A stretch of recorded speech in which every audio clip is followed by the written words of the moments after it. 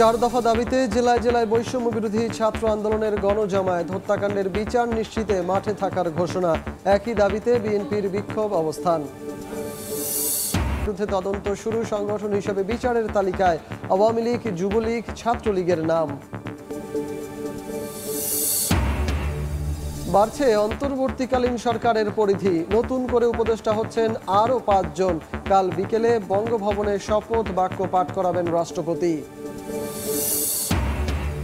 1 মাস পর আগামী রোববার খুলছে দেশের সব শিক্ষা প্রতিষ্ঠান। 11 সেপ্টেম্বর থেকে শুরু স্থগিত হওয়া এইচএসসি ও সমমান পরীক্ষা, রুটিন প্রকাশ। এবং শোকাবহ 15 আগস্ট আজ। 1975 সালের এই দিনে সপরিবারে হত্যা করা হয় বঙ্গবন্ধুকে। বিভিন্ন স্থানে সীমিত আয়োজন। গোপালগঞ্জের টুঙ্গিপাড়ায় সমাধিতে আওয়ামী লীগের শ্রদ্ধা। বাংলা সময় সঙ্গে আছি আমি সজল মিত্র রিচার্ড।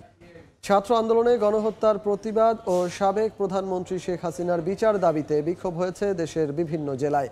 জড়িতদের দ্রুত বিচারের আওতায় আনার দাবি জানান বৈষম্য বিরোধী ছাত্র আন্দোলনের সমন্বয়করা।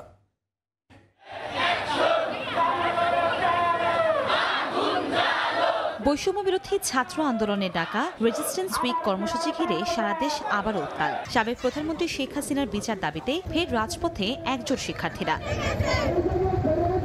বরিশালে ঘণ্টাব্যাপী ঢাকা বরিশাল মহাসড়ক অবরোধ করে বিক্ষোভ করেন আন্দোলনরত ছাত্রছাত্রীরা। হত্যাকারীদের দ্রুত বিচারের আওতায় আনার দাবি জানান তারা। রাজশাহী, রংপুর, কুড়িগ্রাম, মাদারীপুর সহ বিভিন্ন জেলায় বিক্ষোভ নিয়ে রাজপথে নামেন শিক্ষার্থীরা। এ সময় শেখ হাসিনাকে স্বৈরাচার আখ্যা দিয়ে বিভিন্ন স্লোগান দেওয়া হয়। ছাত্র জনতার ওপর নির্বিচারে গণহত্যা চালানোয় শেখ হাসিনাকে দ্রুত দেশে ফিরিয়ে এনে বিচারের কাঠগড়ায় তোলা সহ 4 দফা দাবিতে আন্দোলন করা হয়। কুটচাল করতেছে, ষড়যন্ত্র করতেছে।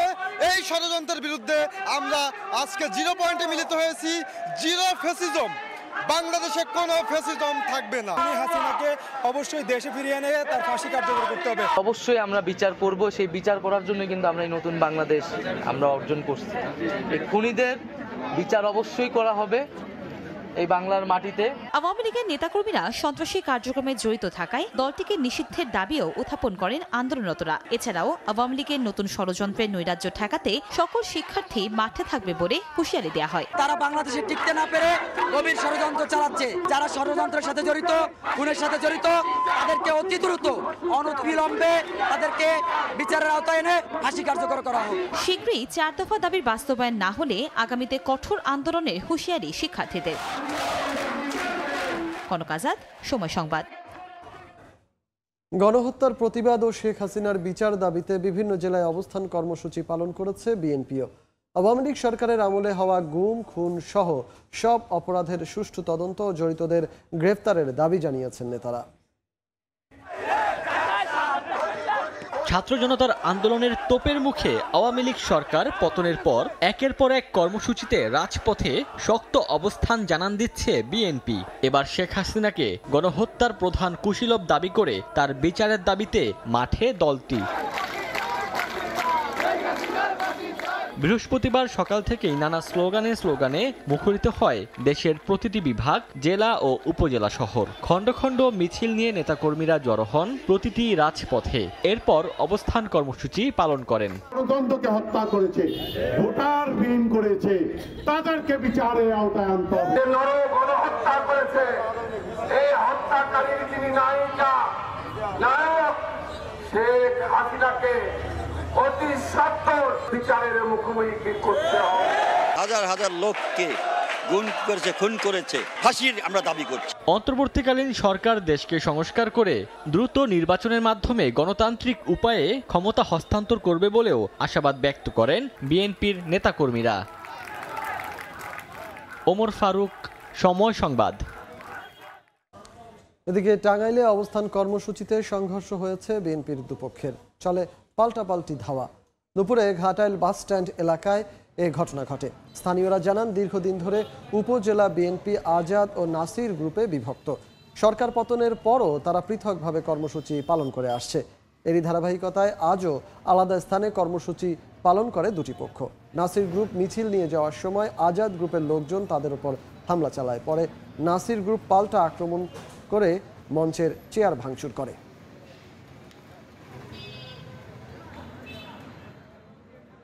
সাবেক প্রধানমন্ত্রী শেখ হাসিনাকে দেশে ফিরিয়ে এনে বিচারের দাবি জানিয়েছে বাংলাদেশ জামায়াত ইসলামীও।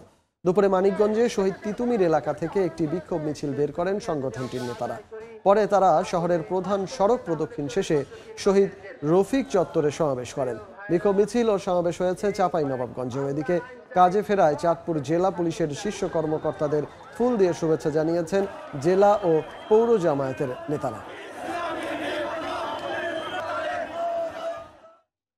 সাবেক প্রধানমন্ত্রী শেখ হাসিনা, ওবায়দুল কাদের সহ 9 জনের বিরুদ্ধে গণহত্যার অভিযোগের তদন্ত শুরু করেছে আন্তর্জাতিক অপরাধ ট্রাইব্যুনালের তদন্ত সংস্থা।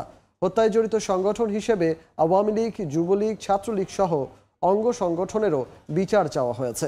এদিকে হেলিকপ্টার থেকে শিশু জুবায়েদকে গুলি করে হত্যার ঘটনায় শেখ হাসিনা সহ 16 জনের বিরুদ্ধে মামলার এজাহার গ্রহণে মোহাম্মদপুর থানাকে নির্দেশ দিয়েছেন আদালত। সহ 9 জনের বিরুদ্ধে হত্যা ও মানবতাবিরোধী অপরাধের বিচারের জন্য আবেদন জমা পড়েছে আন্তর্জাতিক অপরাধ ট্রাইব্যুনালের তদন্ত সংস্থায়।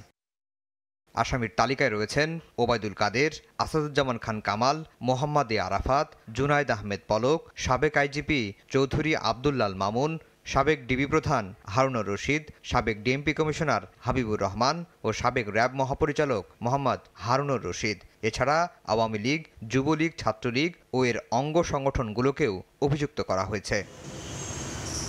বৃহস্পতিবার সকালে জানা যায় 15 জুলাই থেকে 5 আগস্ট পর্যন্ত গণহত্যার অভিযোগের তদন্ত শুরু করেছে তদন্ত সংস্থা।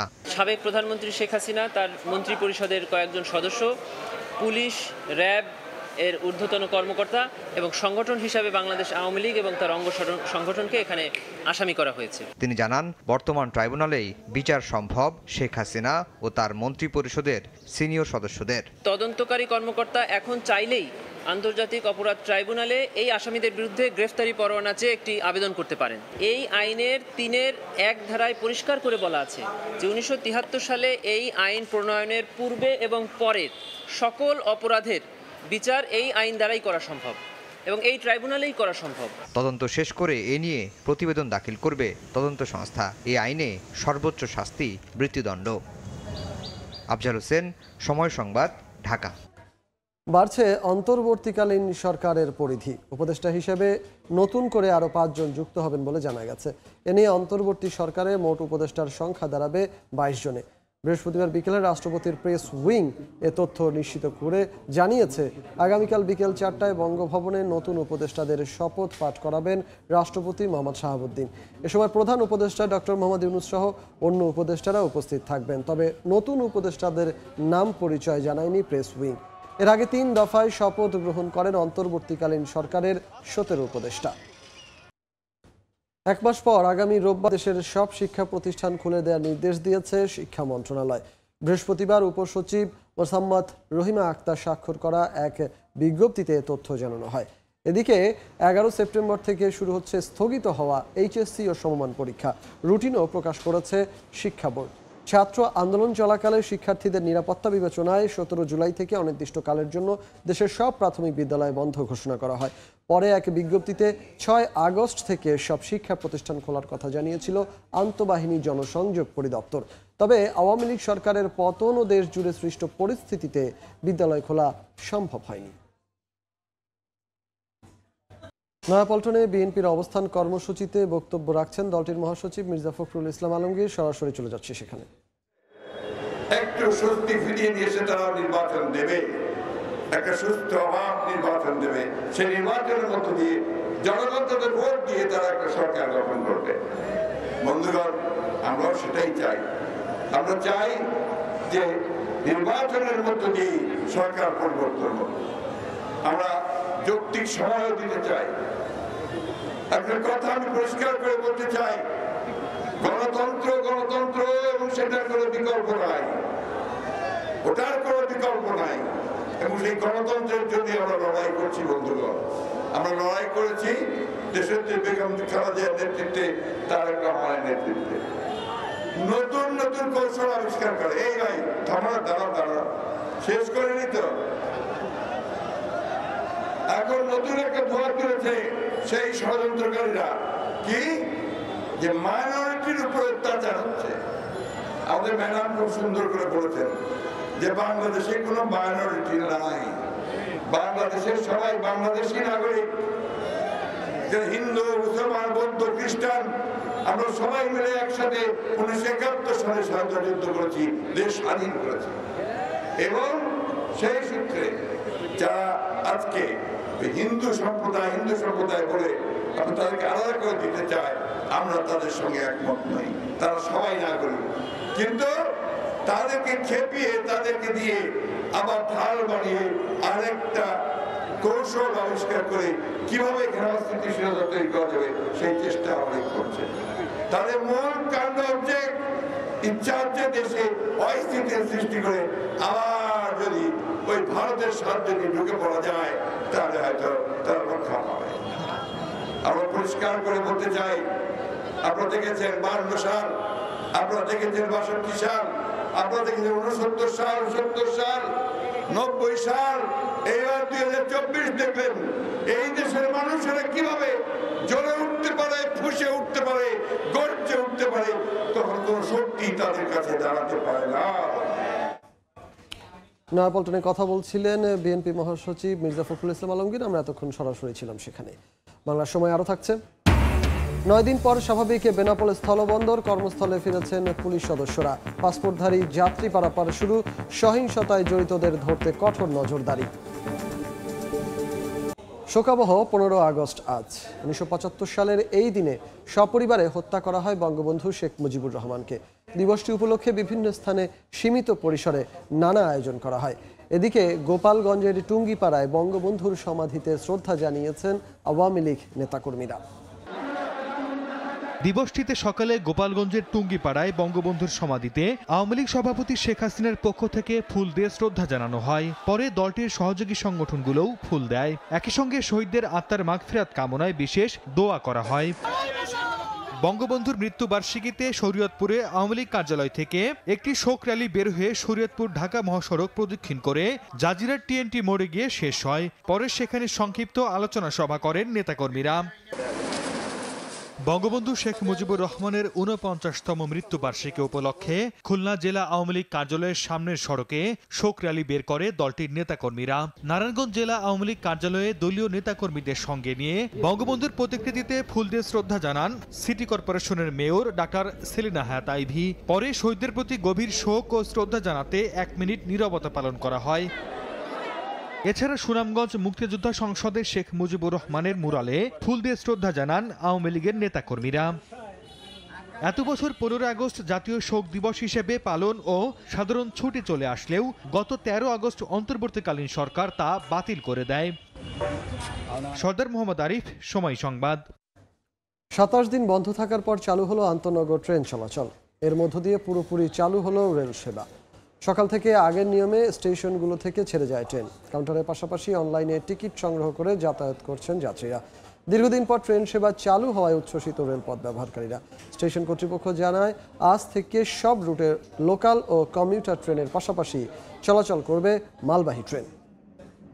স্থবিরতা বিরাজ করছে খুলনা সিটি কর্পোরেশনে। ছাত্র জনতার গণ অভ্যুত্থানের পর মেয়র সহ অধিকাংশ কাউন্সিলর গা ঢাকা দিয়েছেন। এতে ব্যাহত হচ্ছে নাগরিক সেবা। একই অবস্থা অধিকাংশ উপজেলা ও ইউনিয়ন পরিষদেও। অচল অবস্থা দূর করতে মন্ত্রণালয়ের নির্দেশনার অপেক্ষায় থাকার কথা জানিয়েছেন সিটি কর্পোরেশনের প্রধান নির্বাহী নিয়ামুল হোসেন কোচির ছবিতে আব্দুল্লাহ আল মামুন রুবেলের রিপোর্ট। ছাত্র জনতার অভ্যুত্থানের পর গা ঢাকা দেন খুলনা সিটি কর্পোরেশনের মেয়র তালুকদার আব্দুল খালেক সহ বেশিরভাগ কাউন্সিলর। এ সুযোগে 21টি কাউন্সিলর কার্যালয়ে ভাঙচুর চালায় দুর্বৃত্তরা। অনেক অফিসে অগ্নিসংযোগও করা হয়। জনপ্রতিনিধিরা আড়ালে চলে যাওয়ায় স্থবিরতা বিরাজ করছে খুলনা সিটি কর্পোরেশনে। মিলছে না কোনো নাগরিক সেবা। জন্ম নিবন্ধন, মৃত্যু সনদ, নাগরিক সনদপত্র, ওয়াসিয়াতনামার মতো জরুরি সেবা নিতেও খালি হাতে ফিরতে হচ্ছে নগরবাসীকে। অনেক ডকুমেন্ট তারা উড়ায় দিছে। আমাদের কম্পিউটারটা ভাঙচুর করছে। এটা যদি না পাই তো আমার জন্য একটু প্রবলেম হয়ে যাবে, আবার 1 বছর ওয়েট করতে হবে। শুধু নাগরিক সুবিধায় নয়, মেয়রের অনুপস্থিতিতে বন্ধ আছে সিটি কর্পোরেশনের প্রশাসনিক, আর্থিক ও উন্নয়ন কাজ। নাগরিক নেতারা বলছেন, সংকটকালীন সময়ে বিকল্প উপায়ে এসব সেবার ব্যবস্থা করা জরুরি। আইনগতভাবে তারা কিন্তু তাদের অবস্থানে বা পদে অধিষ্ঠ আছে। এখন যেটা আসতেছে না সেটা রাজনৈতিক কারণে, যেখানে সচিব আছে তাকে যতদিন পর্যন্ত না আসে দায়িত্বপ্রাপ্ত করতে হবে। অচলাবস্থা দূর করতে মন্ত্রণালয়ের নির্দেশনার অপেক্ষায় আছেন বলে জানিয়েছেন সিটি কর্পোরেশনের প্রধান নির্বাহী। মন্ত্রণালয় থেকে এই সিদ্ধান্ত আসার ফলে যদি আসছে, তাহলে আমরা এই যে সাময়িক যে সমস্যা হচ্ছে, এই সমস্যা থেকে আমরা উত্তরণ হবে বলে আমি বিশ্বাস করি। খুলনা সিটি কর্পোরেশনের 31 জন কাউন্সিলর ও 10 জন নারী কাউন্সিলরের মধ্যে অফিস করছেন মাত্র 3 জন। আব্দুল্লাহ আল মামুন, রুবেল, সময় সংবাদ, খুলনা। দেখছেন বাংলার সময়। 9 দিন পর ভারতের সঙ্গে বেনাপোল স্থলবন্দর দিয়ে স্বাভাবিক হলো পাসপোর্টধারী যাত্রী পারাপার। দেশে অস্থিতিশীল পরিস্থিতি বিরাজ করায় এবং পুলিশ কর্মবিরতিতে থাকায় 5 আগস্ট থেকে বন্ধ ছিল বেনাপোল স্থলবন্দর দিয়ে ভারতে যাতায়াত। শুধুমাত্র জরুরি মেডিকেল এবং স্টুডেন্ট ভিসা চালু থাকায় কয়েকদিন তেমন একটা দেখা মেলেনি পাসপোর্টধারী যাত্রীদের। অবশেষে পরিস্থিতি নিয়ন্ত্রণে আসায় বৃহস্পতিবার থেকে স্থলবন্দরটি দিয়ে সব ধরনের ভিসায় পাসপোর্টধারী যাত্রী পারাপার হচ্ছে। তবে সহিংসতার সঙ্গে জড়িতরা যেন দেশ ছেড়ে পালাতে না পারে সেজন্য কঠোর অবস্থানে বিজিবি ও পুলিশ।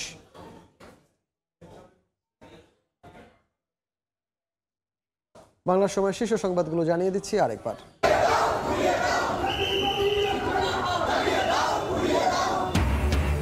4 দফা দাবিতে জেলায় জেলায় বৈষম্য বিরোধী ছাত্র আন্দোলনের গণজমায়েত। হত্যাকাণ্ডের বিচার নিশ্চিতে মাঠে থাকার ঘোষণা। একই দাবিতে বিএনপির বিক্ষোভ অবস্থান। 6 জনের বিরুদ্ধে তদন্ত শুরু। সংগঠন হিসাবে বিচারের তালিকায় আওয়ামী লীগ, যুবলীগ, ছাত্রলীগের নাম। এবং বাড়ছে অন্তর্বর্তীকালীন সরকারের পরিধি। নতুন করে উপদেষ্টা হচ্ছেন আরও 5 জন। কাল বিকেলে বঙ্গভবনে শপথ পাঠ করাবেন রাষ্ট্রপতি।